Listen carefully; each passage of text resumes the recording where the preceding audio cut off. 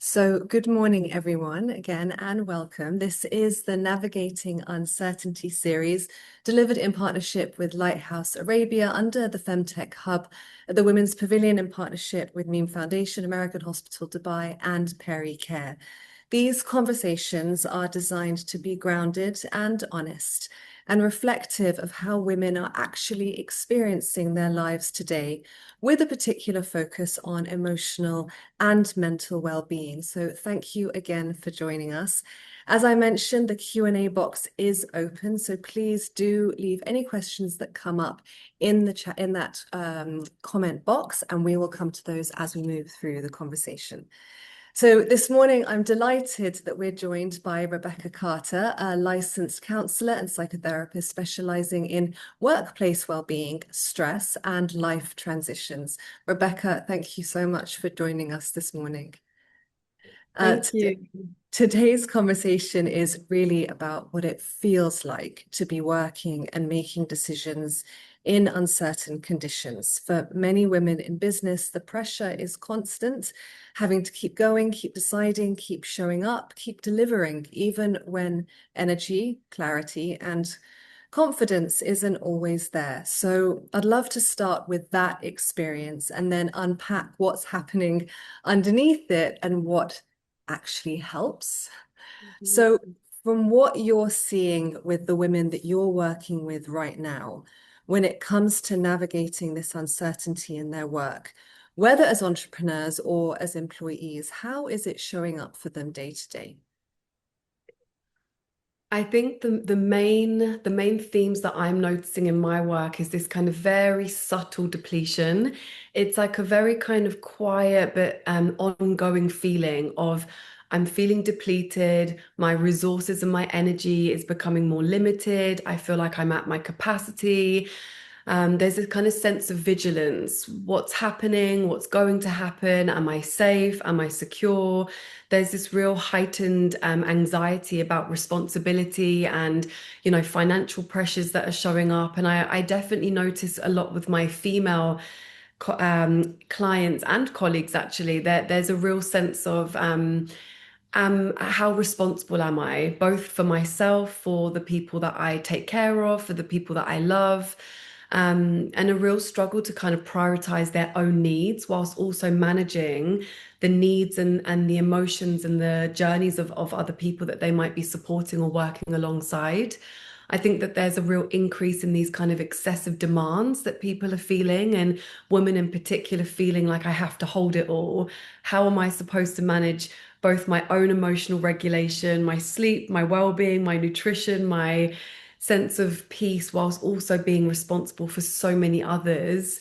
And I think it's really heightened this kind of emotional workload that women are carrying, but in so many areas of their life, not just in the workspace, but within the home, within their personal life, within their relationships.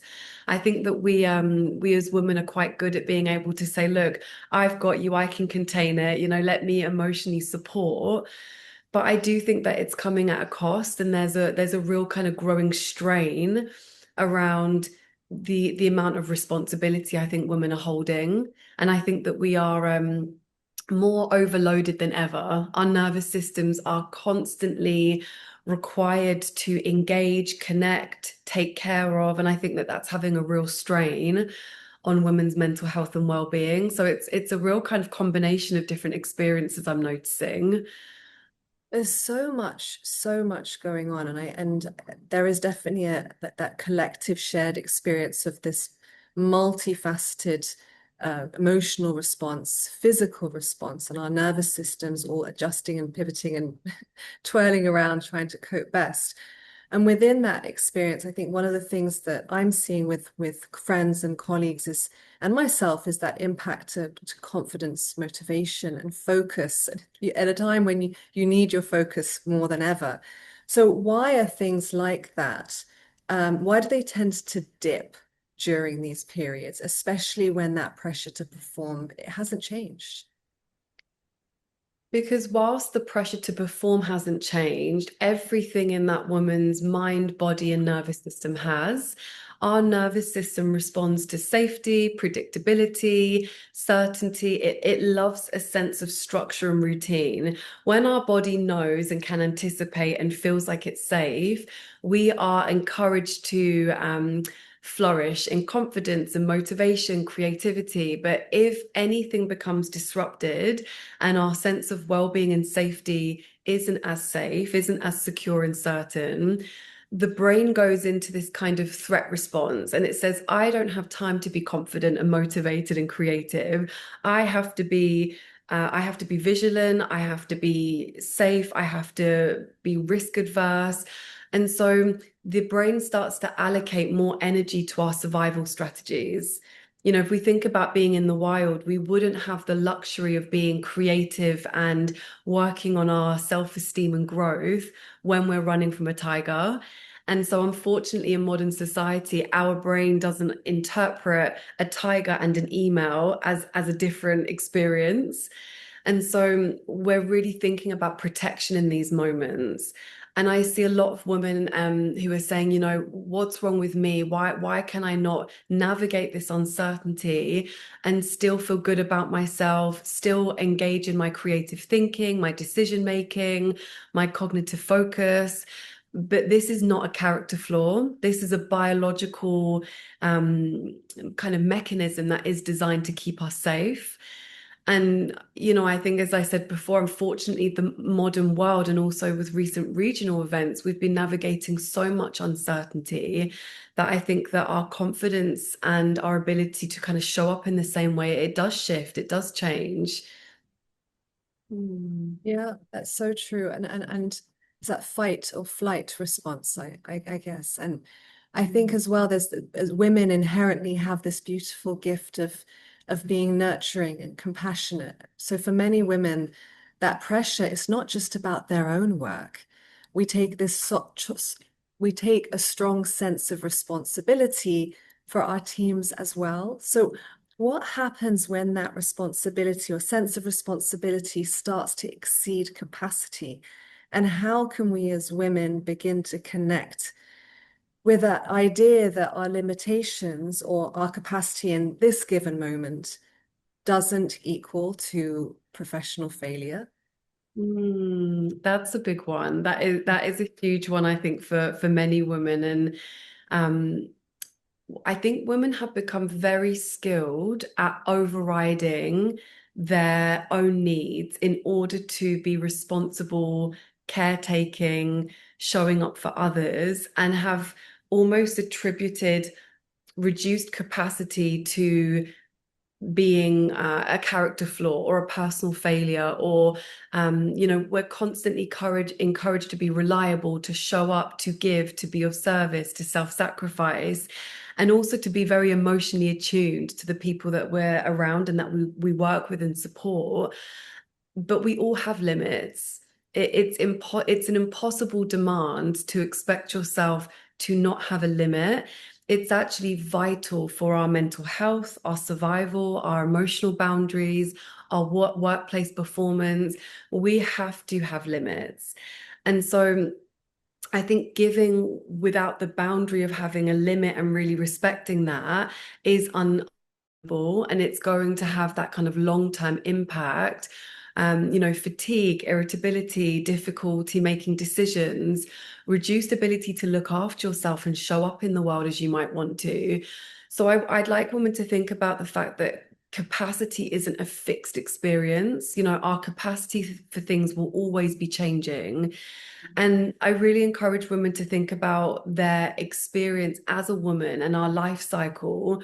We, in particular, go through so many cyclical experiences from the moment that we have our period to pregnancy to menopause to all of these kind of female-centered experiences. Everything is cyclical. We are constantly moving and changing. And, you know, when we have reduced capacity, it's really an invitation to look after yourself in a deeper way, in a more meaningful way. It doesn't need to be paired with this sense of what's wrong with me. I should be like this. I was like that a year ago or 6 months ago. It's really an invitation to say, what do I need now? And, to understand that our capacity fluctuates based on stress levels, physical health, responsibility, world events, regional concerns and events that are happening. We have, phases and stages of grief, emotional dysregulation, children or parents or loved ones that need extra support. So I think it's really about knowing that it's not a luxury to have limits, it's a necessity. We have to have them. That's a theme that's been coming up actually consistently throughout this series for us as women, this idea of self-compassion and self-care and what it actually means, what self-care really is, not the sort of what the messaging that tends to be put out more popularly on social media. So times of uncertainty, sometimes they can be short and there's a clear start and end date, and then there are times when it seems to be ongoing, like what we're currently in. So when women are feeling stretched or uncertain, and that decision making is feeling heavier and more draining without knowing when the end will be. So what's happening in those moments, both to our mind and our body, and how can we use the understanding of that to approach decisions in a way that feel more manageable? The mind will always be seeking safety. It wants safety, certainty, and to know when will the end date be. I need to know when this will end so I can manage and navigate what I'm feeling now. The most challenging thing is to sit with not knowing. And that's why I encourage women to take it literally day by day when we are going through intense phases of uncertainty. The mind will always tempt you, catastrophize, think about the future, think about what might happen, how it might happen, what's going to happen at work, what's going on with your colleagues, with the women or employees that you might be supporting, because the brain has gone into that threat orientated process where it's scanning for risk all of the time. This is where I encourage women to really focus on finding safe structure and predictability protocols.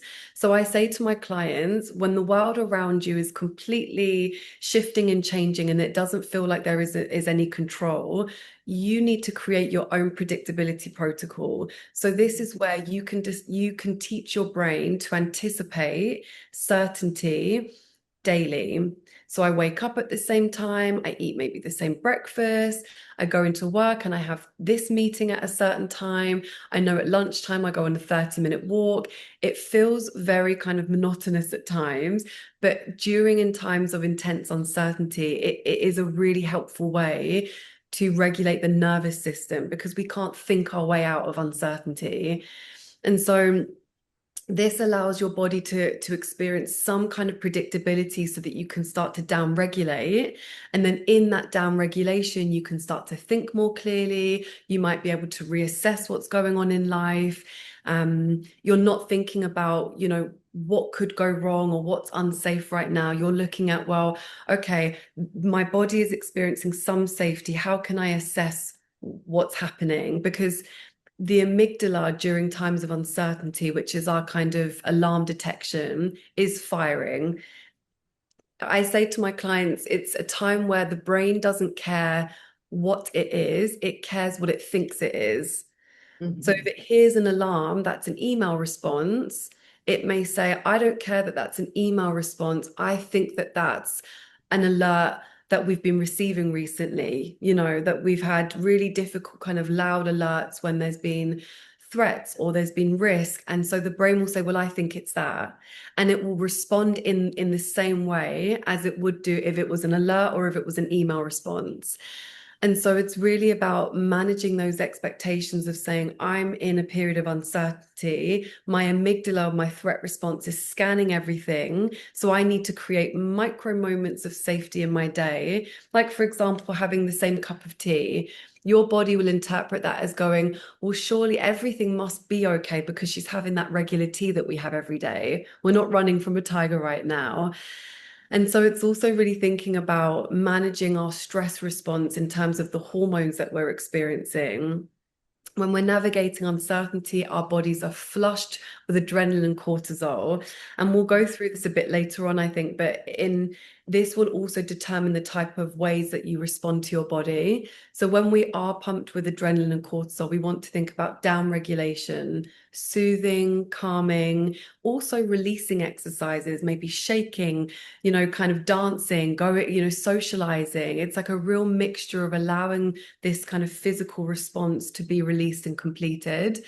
A lot of the time we think, well, if I'm stressed and I have adrenaline, I have to contain it, I have to manage it. But that becomes a bit like a pressure cooker.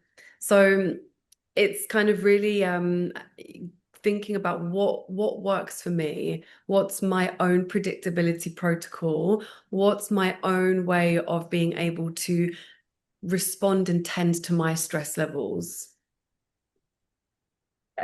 We were talking about this with Dr. Salaha when she was talking about how feelings are not facts and thoughts are not facts, and that idea of controlling the controllables and accepting with faith and letting go of the uncontrollables, which is really hard to do. I know mid-March, I think my doorbell broke and I was so relieved, and I haven't fixed it till now because the sound of the doorbell triggered such a response. I was happy when I stopped hearing it. And so, how we respond in these moments can really take different forms. And I think we see women sort of, I mean, all of us, we find ourselves, some of us pushing harder or overthinking, stepping Mm-hmm. back completely, freezing, or a mix of all of them, kind of depending on the hour. So how can we, I mean, you touched on it already, but how can we really understand these responses with more compassion? Again, rather than seeing them like personal failure, this voice inside our head saying, "What's wrong with me?" And we keep pushing and pushing, which Mm-hmm. is hurting Mm-hmm. ourselves. Yeah, it's a huge it's so common amongst women. It feels like we are almost programmed to experience something and work against it. And I think that, there's a whole kind of societal and historical journey of that. But I think it's really about understanding that your natural body stress response is your friend. It is not against you. So the exhaustion you feel, the irritability, the anxiousness, the uncertainty, that is not a personal failure or limitation. That is a body doing what it's designed to do. And so, number one is befriend your experience. Stop resisting it, stop working against it. If you hear something, if you navigate something, if you wake up and you feel stressed, anxious, uncertain, worried, concerned, lower capacity, brain fog, memory loss, just befriend that experience. And I think that for me is number one. Can I accept this moment as it is without this story attached to it? I think women, we tell ourselves so many stories. And I think people do in general, but I think women in particular, we have these kind of themes of I should give more, I should do more, I should produce more, I should self-sacrifice more, I should care more. Everything is about more, more, more. And so, really noticing what story am I telling myself? The nervous system will have different responses to stress. So, like you said, we have that fight, flight, or freeze response. When we're in fight or flight, I think we need a very different response to when we're in freeze. Fight or flight is that real activation. It's the waking up at 3 a.m. with a kind of spike of cortisol and adrenaline. It's the restlessness, the agitation, the kind of feeling of I can't sit still. I just need to complete this email, even though it's 1 a.m. This kind of energy, whilst it can feel quite useful temporarily, it is a recipe for exhaustion, because what happens is that spike is there to mobilize you. It says, I need to deal with this uncertainty and I need to find as many ways as possible to manage it. Often, what we need in those times is more down regulation. So, this is why I say to women, focus on the calming practices, because you have that kind of mobilization energy, which is like very kind of hot. It's like a hot, anxious energy. sometimes that needs to be released, and it can be through kind of things like running, dancing, laughing, socializing, movement-based practices. But a lot of this is around kind of calming down the nervous system. Some women may find themselves in a freeze response. They may say, I can't get out of bed in the morning. I can't, I can't make that phone call. I can't connect with nature. I can't bring myself to make the kids dinner or take the dog for a walk. And this is where we want to focus on more reconnecting practices. So when your body's in freeze response, you've kind of gone into shutdown. And that often happens when we've been living in that heightened fight or flight energy for a long time. Or it could be your body's natural way of saying, this is too much for me, I need to collapse and withdraw. So here I say, connect with loved ones. You want to focus on reconnecting to nature, to the people around you, to your team, to your support system, really thinking about increasing your ability to connect. And so there's going to be very different ways that we can respond to our stress response. And I encourage women to really get to know, how do I respond to stress? What does it feel like in my body? What are the sensations that I experience?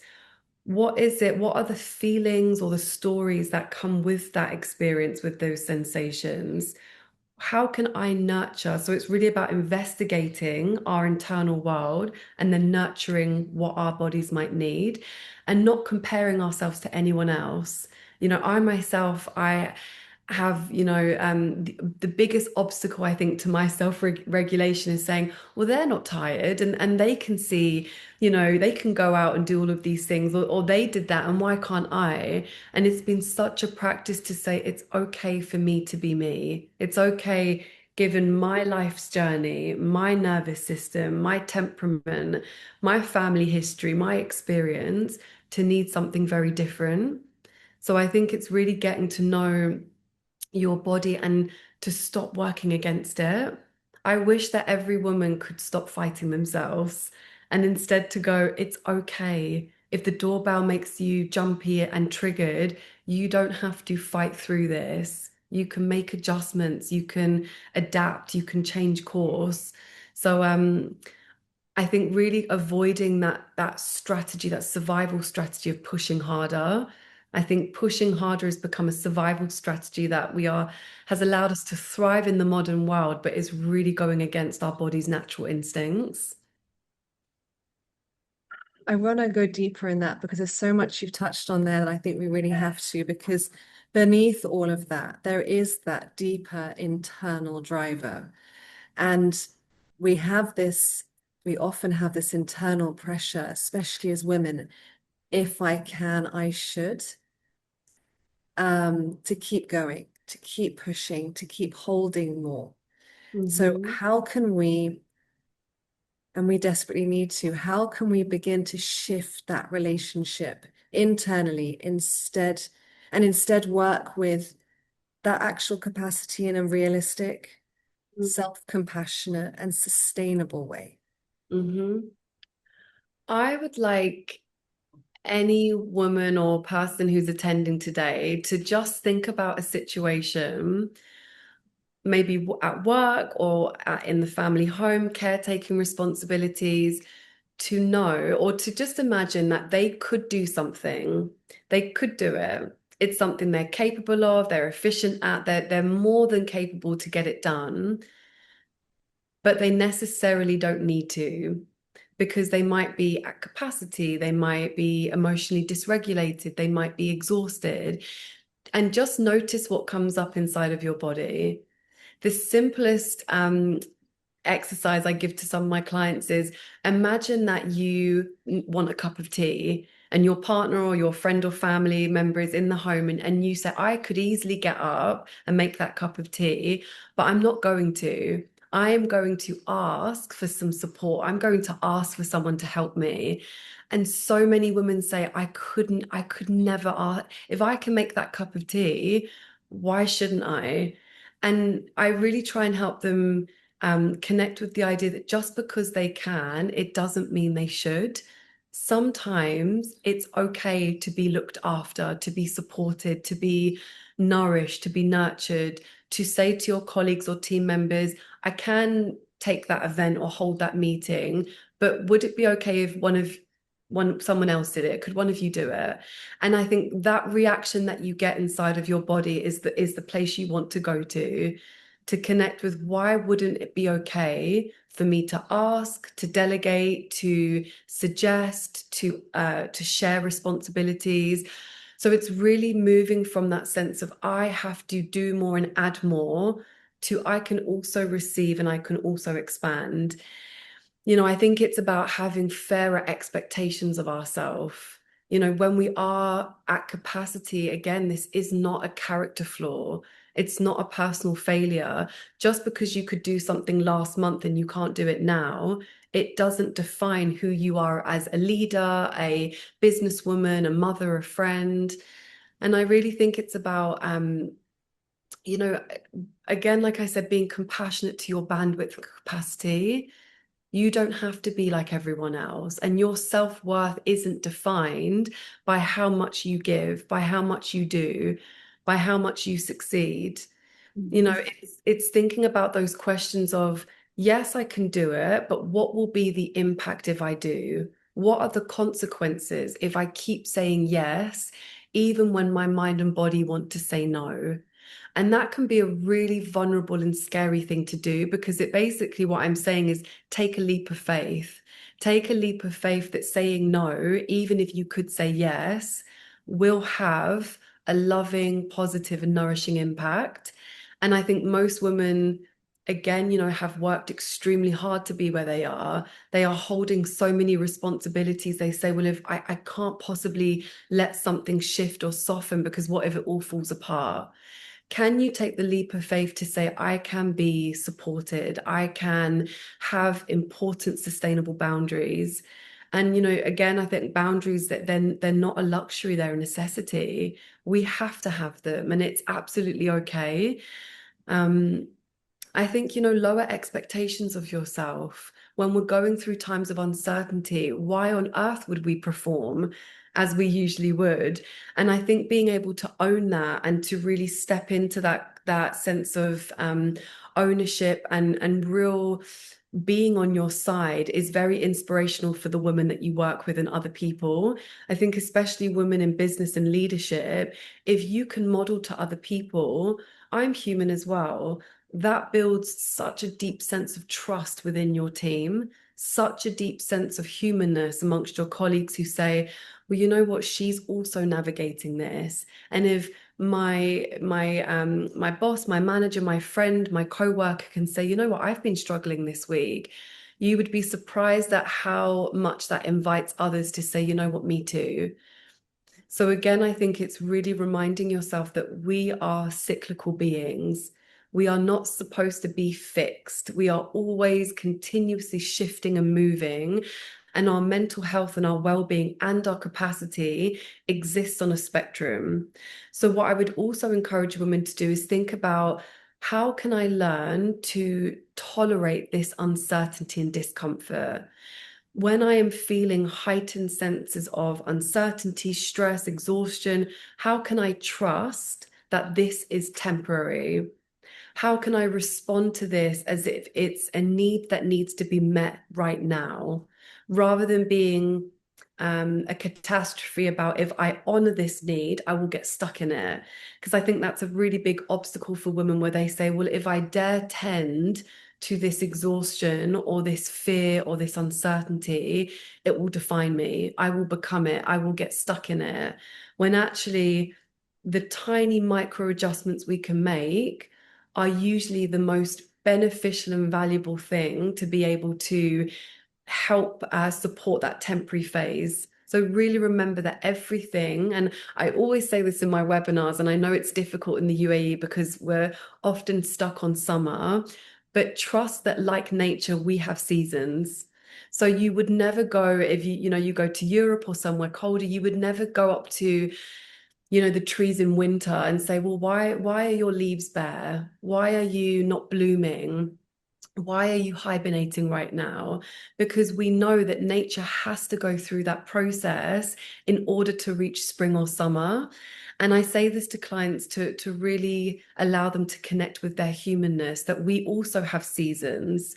if I am going through an inner winter where I need rest, nourishment, it doesn't mean that I still can't perform, but my performance, it just might look differently, or my performance may need a lot of back end support and nourishment to allow it to be, to allow myself to flourish in the same way that I'm expected to. Yeah. I think with so much of that, and I love the nature analogy. I'm sitting here with the background of Terra behind me, so of course I think that's very fitting. But a lot of what, when it comes to putting time in for ourselves, we carry this enormous sense of guilt oftentimes. Asking someone to do something for us. I mean, we could be working in the most incredible work environment and supportive culture, but asking for a few hours to go and do something personal, work from home, that can sometimes be really, really difficult and have a guilt that is very much internal that we have to work with. So I just want to build on that. I received a question which is about um, business owners or managers having to make some really tough decisions at the moment, whether that Mhm. means layoffs or restricting leaves or enforcing leaves or pay cuts. And what advice do you have for them in managing that guilt? Separate who you are from what you do.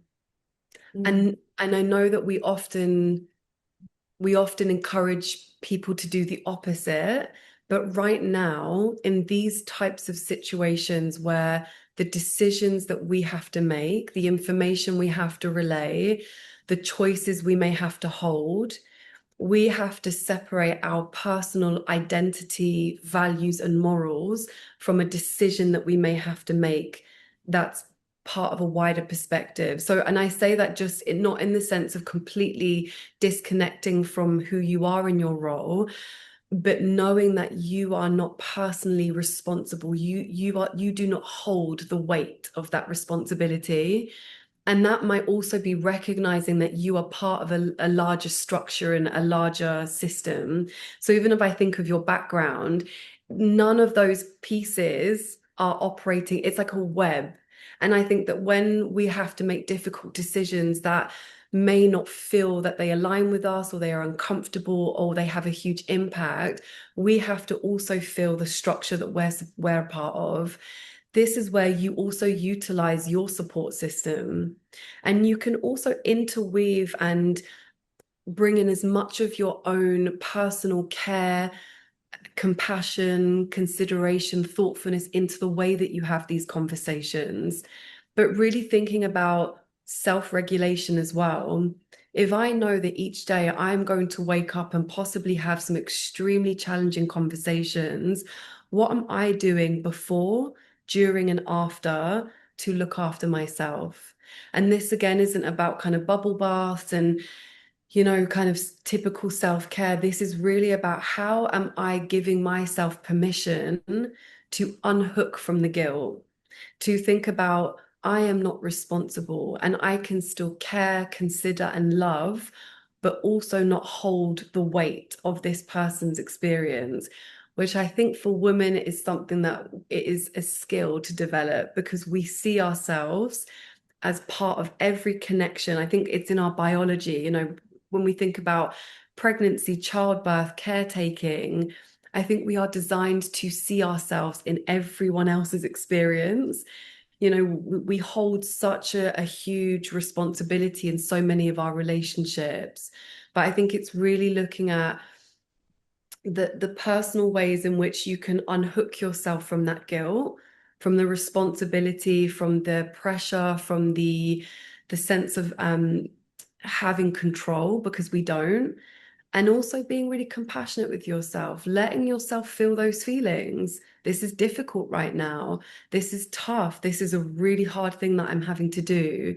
And reminding yourself of all of the ways in which you are a good, caring, loving person, because those conversations can make you feel the opposite. They bring a lot of shame and judgment.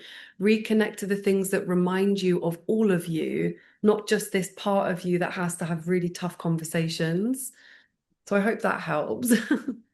feeling those hard feelings and giving ourselves the permission to sometimes just put them down. They're not ours to necessarily to carry all the time. Yeah. Um, I am going to go to another question that I've received. So anyone else who's joining us, if you do have any questions, please do put them in the Q&A box and we'll come to those. Um, and this next question really speaks to me because I think we are always seeing, tips and tricks and tools, and this is what you need to do. You need to get your 8 hours sleep, drink 2 liters of water, get your 10 steps, meditate, breath work. That's all by 9 o'clock. Mhm. So what are some realistic, manageable ways or tools that we can support ourselves day to day without feeling that there's another list of things that we're failing to keep up with?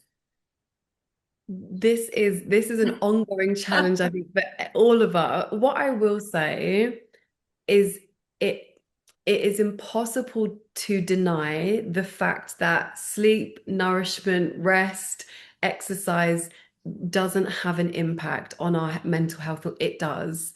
Yeah. It has a huge impact. So I think it is impossible to deny the power and the influence and the impact of those things. And I actually think we often take them for granted. I think we make it more complicated than we need to, because a lot of us are sleeping for 4 hours and then saying, well, I'm waking up and meditating and splashing my face in cold water, doing yoga, Pilates, having a smoothie. But if we're not going to the basics, so I would actually say, if you are finding it difficult to meet the basics, sleeping well, eating regularly, and also connecting with nature or having some kind of movement-based practice, scrap everything else. There is no point trying to add on top of a foundation that doesn't feel secure and steady. Personally, myself, I am someone that if you told me what to do, if you gave me a list of 20 things that would help me, from aromatherapy to crystals to acupuncture I will do it. I will do everything.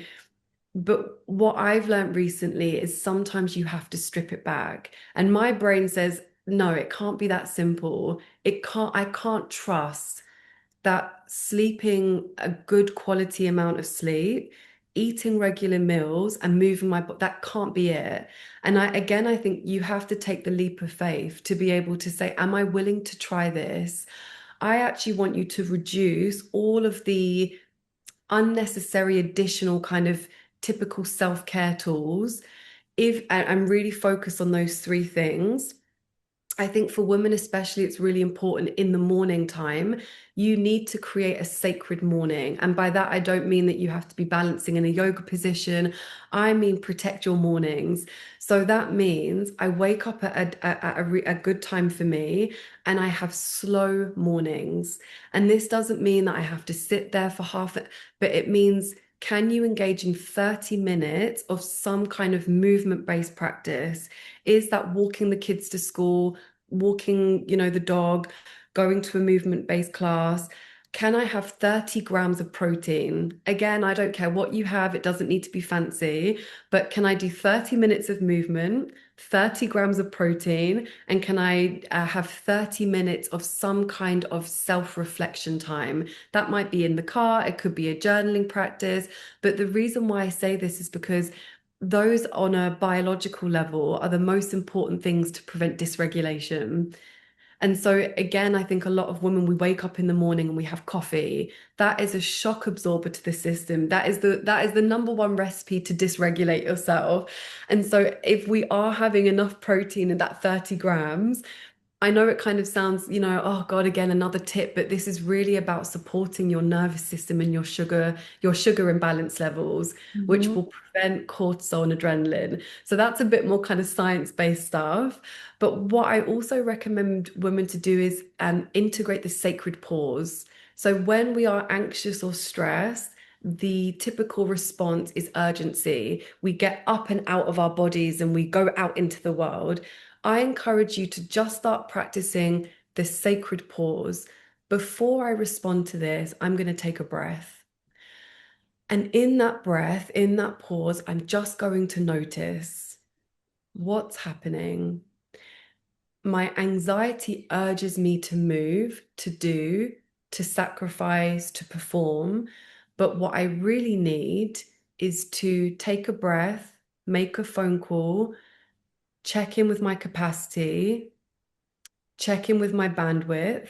Can I make that decision? So it's really about taking that time to check in before you perform. What we want isn't always what we need, and that is something we have to accept. So it's really about I might want to do this, I might want to take on this task, I might want to go out with my friends, I might want to hold that event, but what do I need? What I really need is to have a slow morning, to have low stimulation right now, to disconnect from the world for a little bit. I encourage women to also think about a way that they can transition from the world of work into the world of home. Often, because we have these devices now, everything's blurred. And so this isn't about adding more, but it's how do I transition? Even something as simple as what clothes do I wear in the home? If I work from home, at the end of my day, can I leave and come back in to just actually have a physical reset? Can I think about ways in which I know that when I get through the door, I have 1 hour of do not disturb time? That for some of my clients feels impossible. And I'm having a session with them and there I can see the phone's buzzing and I say, is your phone on do not disturb right now? And they say, no, I can't. And I say again, what's the consequence? What's the impact? Can you tolerate this temporary discomfort for a long-term gain? Can you put your phone on Do Not Disturb for the 50 minutes that we have, trusting that afterwards it will have an impact on your mind, body, and your nervous system? So, again, it's a lot of trust building, which can feel quite difficult. It's also really thinking about, and I gave this exercise to one of my clients. I want you to write a list of all of the internal demands and the external demands. And what was really interesting is the list that she wrote about external demands. There were a few on there. There were, you need to clean the house, you need to complete this work project, you need to do this meeting. But the list of internal demands was huge. The house should be spotless. The fridge should be stocked with organic, healthy food. I need to go and pick up this item. I need to go here. I need to call this person. I need to perform in that way. I need to take on this extra responsibility. And we notice that actually, yes, the external demands are there, but the list of internal demands were more dysregulating and overwhelming to her nervous system than the external ones. So again, it's kind of really reflecting, again, another way, a stress inventory, brain dump everything right now that is causing you stress, that activates your system. My journey to work, my first 9 o'clock meeting, all of these things. And you highlight what things can I control and what things can't I control. And again, I think, the key, I think, for resilient and nourished and capable women is also knowing that life is going to happen. Stress is going to happen to everyone. This is not about why is this happening to me? What did I do wrong? But it's about accepting that this happens. We focus on what we can control, and we also look at what is helping me and what is harming me. What is a hindrance and what is helpful? So again, kind of moving away from this catastrophic thinking of good, bad, right, wrong, failure, success, and thinking about what's existing within the gray. I also just want to mention micro adjustments. I have a tendency as well. I go into, well, if I'm tired, I'm burnt out and I can't cope. And we have these moments where stress can feel overwhelming. And I say, well, I can't possibly take away any of my responsibilities that I've got right now. And this is really thinking about micro adjustments.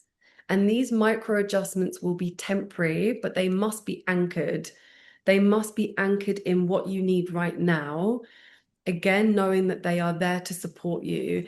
Can, after every single meeting, I have 5 minutes where I just even observe nature, or I have a little shake, or I go and, have a cold drink? Can I connect with a loved one? 5 minutes. Can I, at the end of the day, have a digital sunset? So this is when the sun sets, so does my technology, so does the lights. I dim the lights, the phone goes off. Can I really prioritize those kind of real achievable but simple steps It's not about doing more. I would never recommend you to go and do more yoga, more meditation, more breath work if you can't, if the basics feel difficult. Again, I was talking to Dr. Attilia about this just 2 weeks ago in our session, and I'd shared that I discovered that self-care for me was making sure that I had a 10-minute buffer between meetings with nothing Yes. in.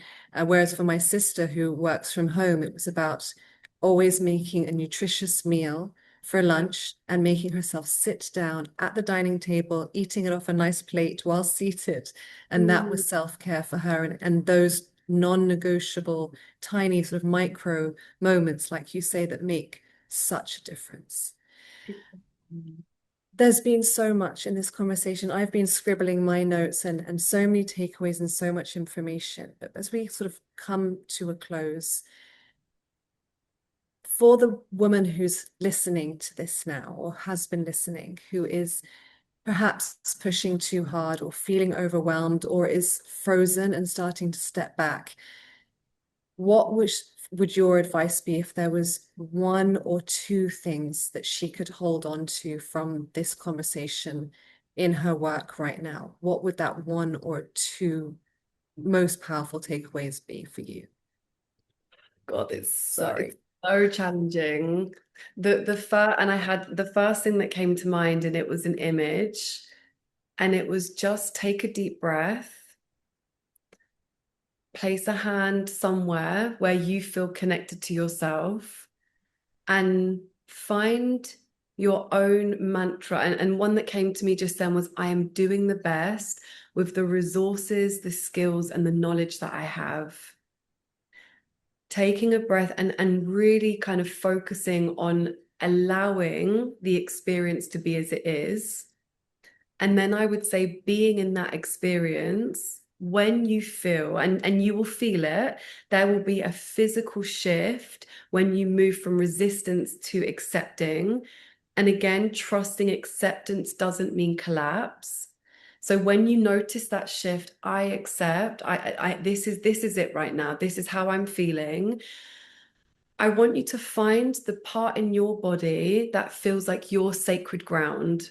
And when I say sacred ground, I mean the place that is separate from expectations, performance, achievement, success, and is the part of you that you can really be curious with yourself and compassionate.